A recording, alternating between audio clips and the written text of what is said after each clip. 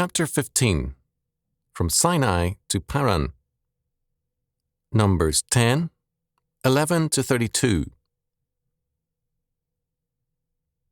And it came to pass on the 20th day of the 2nd month, in the 2nd year, that the cloud was taken up from off the tabernacle of the testimony, and the children of Israel took their journeys out of the wilderness of Sinai, and the cloud rested in the wilderness of Paran. And they first took their journey according to the commandment of the Lord by the hand of Moses. In the first place went the standard of the camp of the children of Judah according to their armies, and over his host was Nahshon the son of Amminadab. And over the host of the tribe of the children of Issachar was Nethaneel the son of Zuar. And over the host of the tribe of the children of Zebulun was Eliab the son of Helon. And the tabernacle was taken down, and the sons of Gershon and the sons of Merari set forward, bearing the tabernacle. And the standard of the camp of Reuben set forward according to their armies, and over his host was Elizur the son of Shedeur. And over the host of the tribe of the children of Simeon was Shelumiel the son of Zurishaddai. And over the host of the tribe of the children of Gad was Eliasaph the son of Deuel. And the Kohathites set forward, bearing the sanctuary, and the other did set up the tabernacle against the Achim. And the standard of the camp of the children of Ephraim set forward according to their armies, and over his hosts was Elishama the son of Ammihud. And over the host of the tribe of the children of Manasseh was Gamaliel the son of Pedazur. And over the host of the tribe of the children of Benjamin was Abidan the son of Gideoni. And the standard of the camp of the children of Dan set forward, which was the rearward of all the camps throughout their hosts. And over his host was Ahiezer the son of Ammishaddai. And over the host of the tribe of the children of Asher was Pagiel the son of Ochran. And over the host of the tribe of the children of Naphtali was Ahira the son of Enan. Thus were the journeyings of the children of Israel according to their armies, when they set forward. And Moses said unto Hobab the son of Raguel the Midianite, Moses' father-in-law, We are journeying unto the place of which the Lord said, I will give it you. Come thou with us, and we will do thee good, for the Lord hath spoken good concerning Israel. And he said unto him, I will not go, but I will depart to mine own land, and to my kindred. But he said, Leave us not, I pray thee, for as much as thou knowest how we are to encamp in the wilderness, and thou mayest be to us instead of eyes. And it shall be, if thou go with us, yea, it shall be, that what goodness the Lord shall do unto us, the same will we do unto thee. Numbers 10, 11 to 32. In these verses, we have an account of Israel's journey from Sinai to Paran. Here again we see God's particularity. Even though the generation of that day was in time sentenced to die in the wilderness for their unfaithfulness, God notes their activity. God gives us, after all, the family records of more than a few ungodly men of the line of Esau, for example. Just as God's judgments far exceed ours, so too do his mercies. The God who keeps books keeps total books. We have a specific account of breaking camp and then moving. First, the tribe of Judah under Nahshon, son of Amminadab, moved, accompanied by the people of Issachar, then Zebulun. Next, the dismantled tabernacle followed, under the Levitical bearers, the subclans of Gershon and Merari.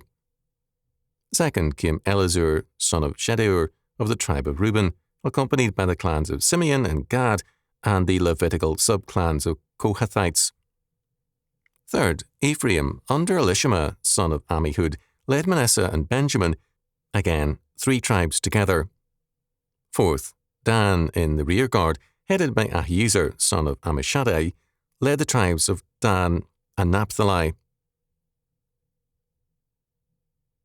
This move began 10 months and 19 days after the arrival at Sinai, verse 11, compare Exodus 19:1. We do not know where Paran was located. It was the home centuries earlier of Ishmael, Genesis 21:21, 25:13-15. The name Paran survives among some Arab tribes. The Levites, carrying the ark, were in the vanguard of the march, although they were led by the cloud.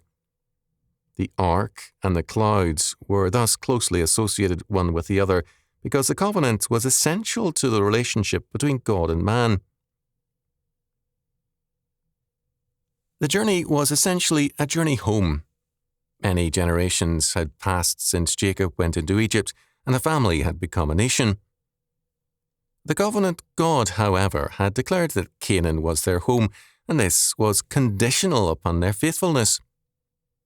Because of their disobedience, the generation that left Egypt died in the wilderness. Over the centuries, when Israel was disobedient, the land fell under the rule of foreign powers.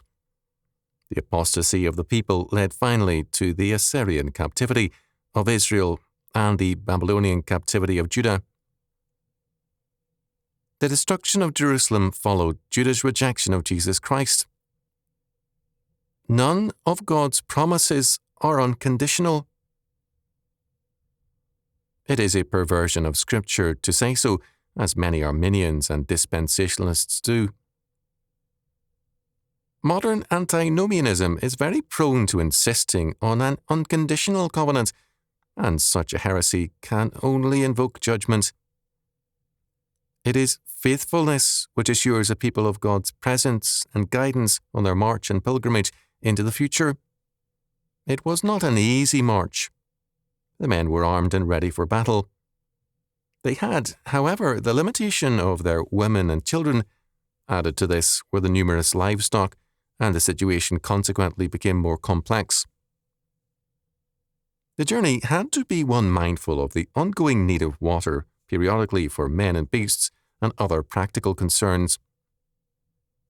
Journeys similar to this, but with fewer numbers, marked the westward migration in America and the moves of the Boers in South Africa. Stops along the way to Paran are mentioned in Numbers 11:3, 11:34 and 35, and the arrival cited in Numbers 12:16. In verse 12, reference is made to the wilderness of Sinai and also to the wilderness of Paran.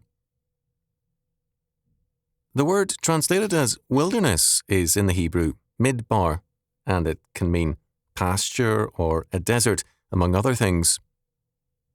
The term desert in the Bible does not have the meaning we associate with it. If we look at an alternate meaning, pasture, it becomes apparent that its meaning is uninhabited or uncultivated on any continuing basis. At one time, about a century and a half ago, the American West between the Rockies and the Sierra Nevada mountains was known as the Great American Desert. In the Bible especially, a wilderness is a place not yet under man's control and development. The first English settlers in New England described it as a howling wilderness. In verses 29 to 32, we have Moses' invitation to his brother-in-law, Hobab, to accompany Israel into the Promised Land. Hobab was a Kenite, a sub-tribe of Midian which was centuries later absorbed into Israel.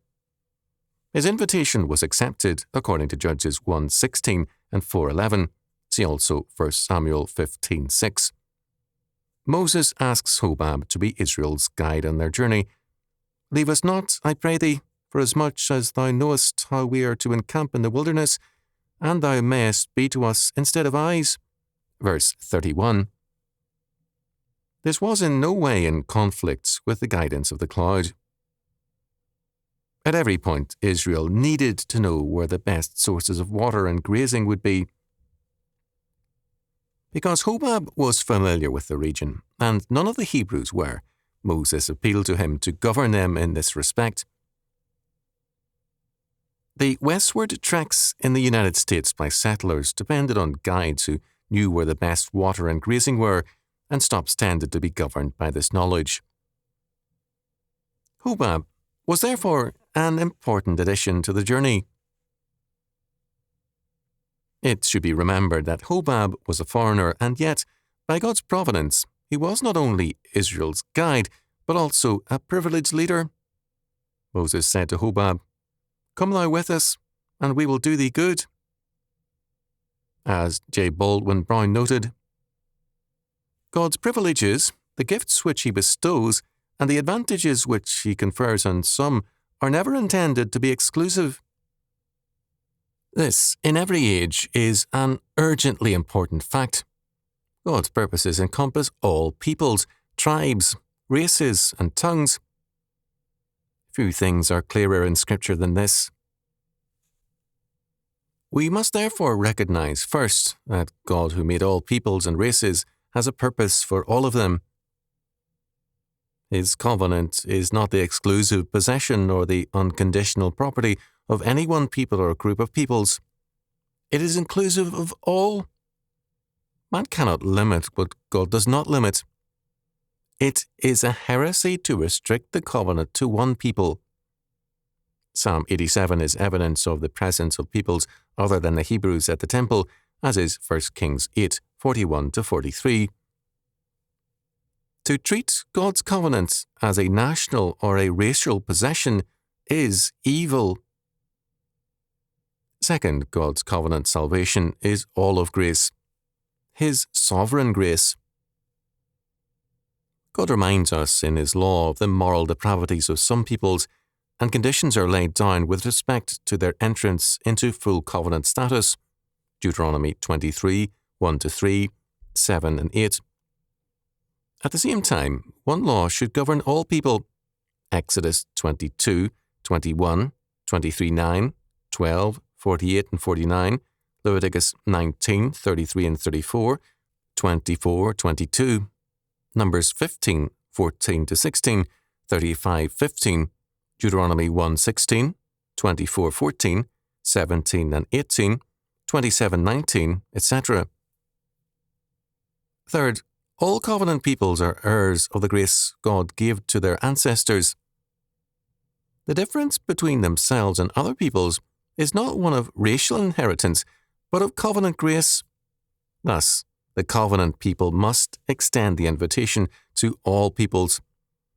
Come thou with us, and we will do thee good. Not the humanistic one-world dream, but only the grace of God can accomplish that good. Moses recognized this and added, "For the Lord hath spoken good concerning Israel." Verse 29.